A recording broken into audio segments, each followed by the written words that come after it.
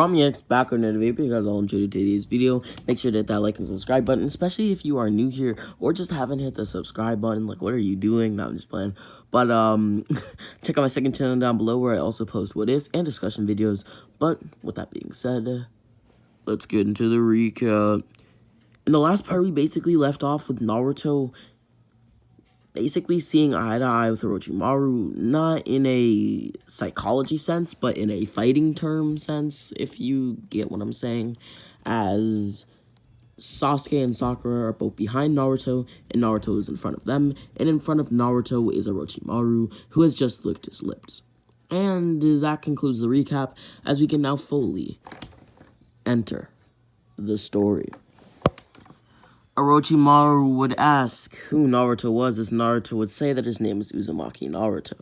Orochimaru would then think to himself that it's odd that he looks so similar to the fourth Hokage, and that his name is Uzumaki. At least his surname / last name, whatever you want to call it. This would lead Orochimaru to believe that Naruto is the son of the 4th Hokage and Kushina Uzumaki, the former Nine-Tailed Jinchuriki, as most people did know that, well, Minato and Kushina were married and were about to have a child, but they didn't know who that child was, and not really too much about the specifics and things of the sort. But even if most people didn't know, I see Orochimaru knowing, as he was a pretty predominant figure in the Leafs, I guess you could say, lineup in a way. You know, he was a pretty high-ranking ninja. He knew a lot of secrets of the Leaf, things of the sort, so why wouldn't he know that, you know, Minato and Kushina had a child? But with that being said, Orochimaru would decide to test Naruto. Maybe, just maybe, Naruto could be a nice backup host, a nice, you know, backup in case Sasuke's body fails him. Since Uzumaki's are noted to have very strong life force, he should be able to pass the test of the curse mark and should be able to actually withstand it. So, if Sasuke fails, Naruto will be great. Anyhow, Orochimaru first needed to test if Naruto would be great, as he would immediately rush towards Naruto with a kunai in hand. Sasuke and Sakura would both be very fearful of Orochimaru, as they wouldn't even be able to move, just like him. Naruto would grit his teeth as he was scared as well, but he knew that if he were to be scared, well, comrades, partners, whatever you want to call them, Sakura and Sasuke, were too fearful to even move, well, then it could jeopardize their ability to progress in the ninja system. And not only that, but they could, well, die, as Naruto sensed the bloodlust in the man who stood before him, or the thing that stood before him, because Naruto at this point is not aware of what and who Orochimaru is, at least not yet.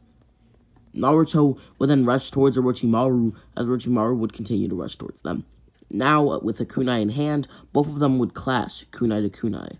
Naruto would look into the eyes of Orochimaru, as Orochimaru would release all of his bloodlust. This would cause Naruto to sweat a little, but he continued to prevail. He pushed forward. Naruto would then butt heads with Orochimaru, as he would kick Orochimaru down to the ground, but before Orochimaru could fully hit the ground, he would kick Orochimaru up into the air, and then slam him back into the ground, which would do damage to Orochimaru, but not too much. We've seen Orochimaru come back from much stronger attacks, and personally, he's just much durable. He's much more durable than just a few hits from Naruto up and down. Naruto would now stand in front of Orochimaru, eyes wider than a hawk, if you will. Naruto would then grab another kunai from his pocket, as he now had 2 kunai in his hands. Naruto would then flip these kunai, as we have seen kunai have this little, like, ring-like area. By that I mean how there's, like, a circle, and then the line that connects to the actual piece of the blade / kunai bit. So, like, he's basically just, like, flipping that around and around. So, both of the kunais in his hands are now spinning, as he would throw them towards Orochimaru with stark aim, or almost perfect aim. Orochimaru would block both of these, telling Naruto that he's not too bad with a kunai. Naruto would smirk, thanking Orochimaru for his praise, though he does not know, well, what that praise means, at least not yet. And by that, he just doesn't know if Orochimaru is strong enough to where Naruto would actually appreciate the praise, but either way, Naruto appreciates the praise. Naruto would then decide that he needs to end this fight quickly, as Orochimaru does seem to be a threat, at least to both of his comrades. Orochimaru would then stretch his head farther than Naruto had ever seen somebody even move their head, and would bite Sasuke on his neck. Sasuke would immediately fall to the ground in pain, and this would cause Sasuke to scream out in pain and in frustration, anger, fear even, as Naruto would grit his teeth, knowing that his team was now fully endangered and that this guy was stronger than he looks. Naruto would muster up all the strength that he had in his body as something would appear in his hands. A sword. This sword was made entirely up of light, but it was a light blue, almost too blue. Naruto would somehow put electricity on this blade. We know this as the abilities granted by that Dojutsu that Naruto possesses, the ancient Dojutsu that he possesses. This is another one of its abilities, the ability to grant the user an unbreakable sword. And another one of its abilities are also in play here, the ability to use all 5 chakra natures, and Naruto's able to subconsciously use these and consciously use these, so it kind of just happened naturally, as Orochimaru would be in awe and in shock, as Naruto would pull out a kunai, looking at his eyes as he knew that he had activated his Dojutsu once more, and that most of his abilities that came out of nowhere were connected to the Dojutsu, which now made sense, and everything was kind of coming into full circle / full picture, whatever you want to call it. Orochimaru would be intrigued as he saw that Naruto had a Dojutsu, judging by his eyes turning a pinkish color. Orochimaru would then lick his lips yet again as Naruto would get an eerie feeling about Orochimaru. Naruto now grabbed the sword with both his hands, pushing most of his, strength into the blade and most of his chakra into the blade. Naruto would then clash with Orochimaru yet again as Orochimaru would use what is known as the snake sword. We have seen him use this in Shippuden, and it's actually pretty strong, able to pierce the body of a Four-Tails Naruto, so Naruto would be at a bit of a disadvantage here, but he would be able to hold his own. Naruto would continue to clash with Orochimaru. As their blades clashed, Naruto felt his strength diminish, so he knew that he had to end it quickly, but he had been knowing that he had to do that ever since the fight started, as he didn't want to waste any more time. Naruto would then stare at Orochimaru as he would then feel the Nine Tails' presence. Naruto's teeth would be enlarged, and his nails would extend, similar to a fox. Naruto's eyes would now become a slit-like color with pink around them, as Naruto would tell Orochimaru that he is no longer holding back. This is Naruto activating the Kyuubi's chakra, but it was somehow under control. It had seemed that the Dojutsu that Naruto had activated had been able to subdue the Nine Tails' lower forms, at least this little amount of chakra from the Nine Tails. Naruto would smirk as he would pull the blade back. He would then do a bit of a squat, as his lower body would now be pushed into the force of the blade as well. As some of you may know, when you push your lower body into a hit being a punch or a kick, you get a much stronger hit or punch than if you didn't do it. Same thing with the sword. Naruto would then fly towards Orochimaru, as Orochimaru would fly towards Naruto, snake sword at the ready. Naruto would then yell out that he's pushing all of his power into this one, as Orochimaru would speak. Even though that may be all of your power, you are merely a genin. Naruto would grit his teeth, as he would say that he knows that, but he cannot lose. Naruto would then roar out a battle cry or a cry of fear. Well, that is up to you to decide. Naruto would then pull the blade back as he would immediately cut into Orochimaru, slicing him right in half from the torso, and Orochimaru would be cut in half. Naruto wasn't done yet, though. He would pull his blade upwards, as he would now use both of his arms to cut Orochimaru into many little pieces. He wasn't sure if Orochimaru would completely die yet, as he did see Orochimaru somehow be able to revive himself. Naruto would then pull his blade back once more, as he would hold his blade there, while his hand would illuminate with light. What is this power? Naruto thought to himself, as his arm would move on its own. It was almost as if he had done this before. Naruto would then push his hand forward as Orochimaru's body would disintegrate with the light that Naruto had somehow been able to manifest, the light ball or the light orb.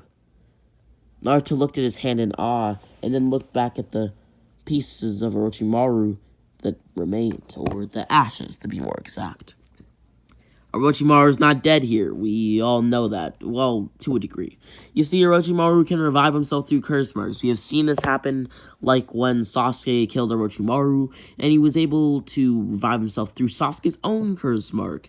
Now, we don't know if this is because Sasuke killed him or things of the sort, but for the sake of the story, Orochimaru is going to be able to do this, and I believe he already can, so, yeah.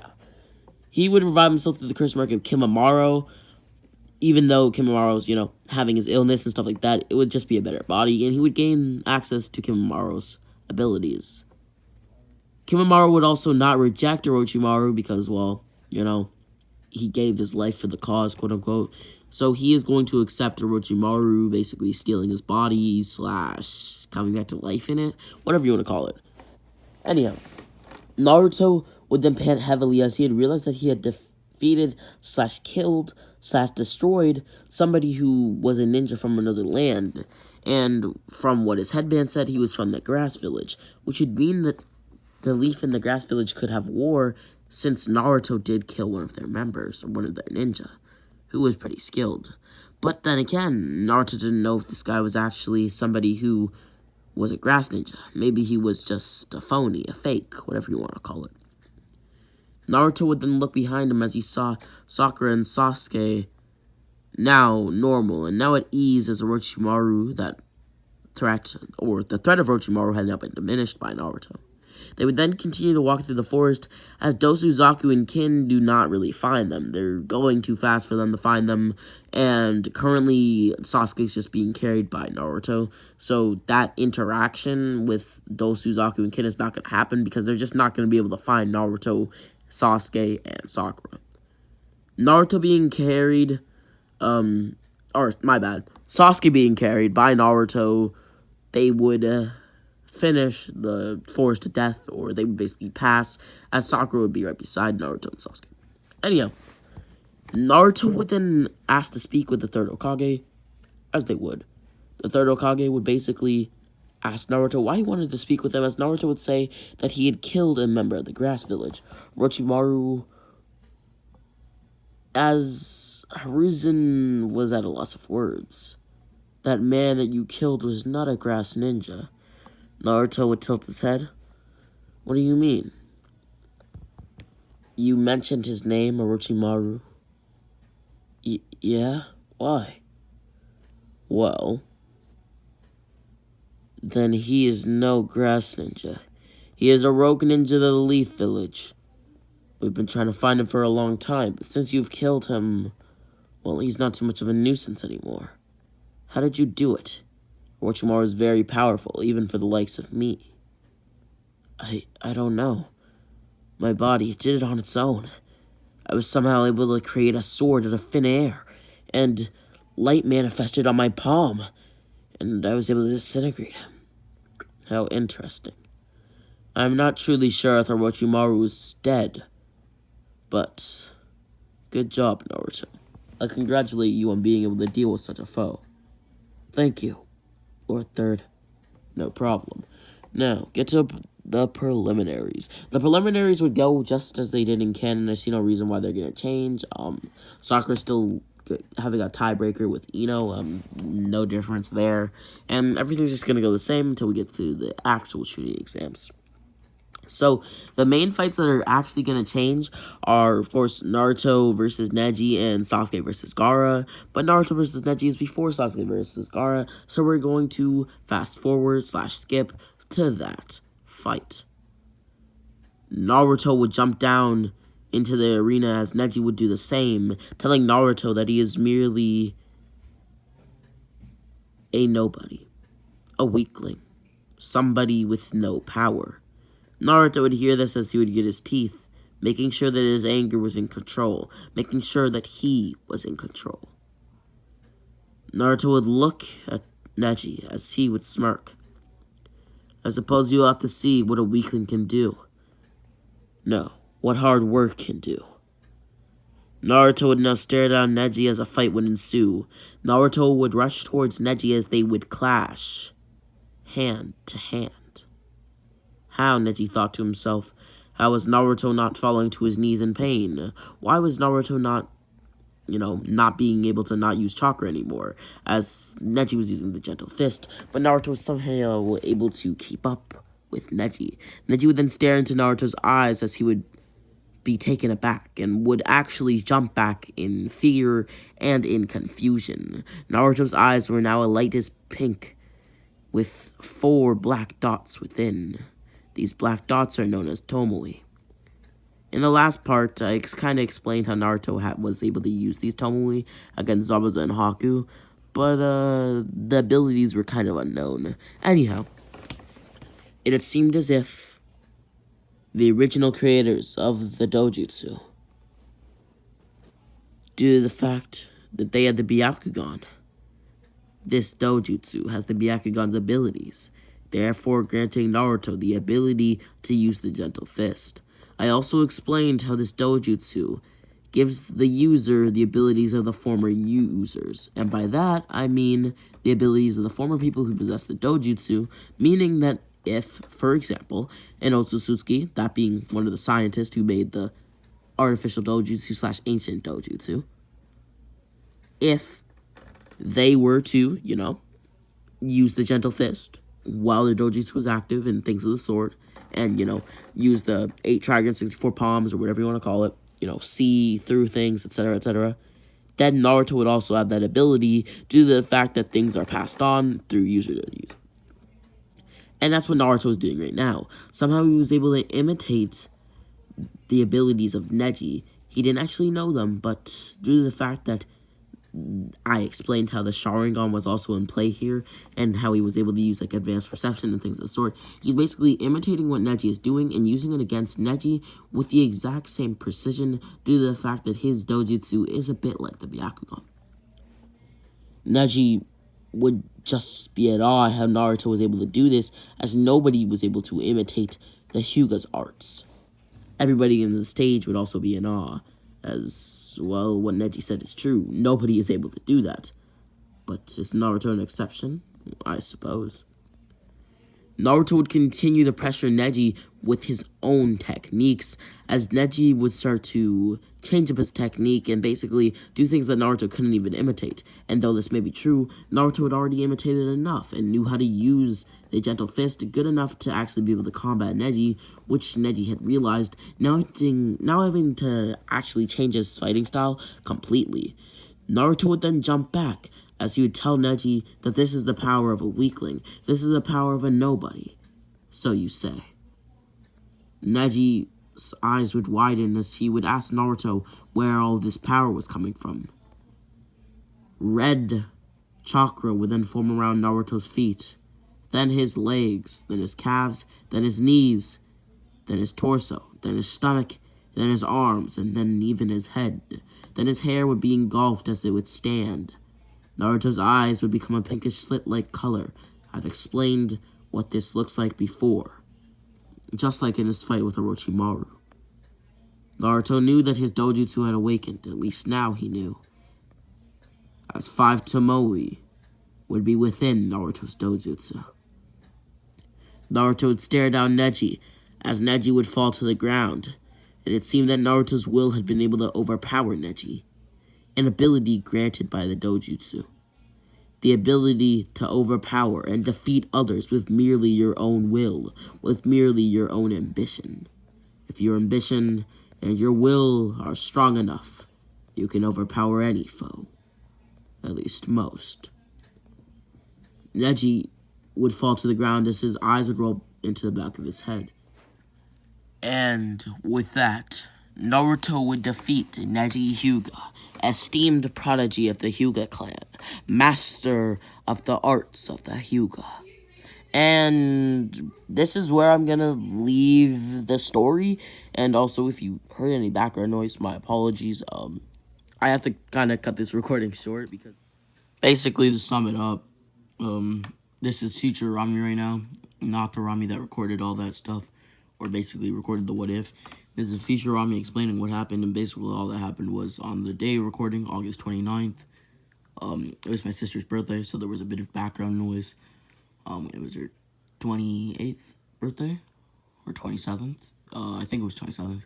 But, anyway, so there's a bit of background noise, and I wanted to make this video longer, but I kind of couldn't because I had to go out, to celebrate it, and, you know. But with that being said, make sure to like, share the video with a friend that likes videos, or just anime content in general. Subscribe if you're new here, especially if you haven't checked out my second channel down below. Please do so. And with that being said, Rami X out.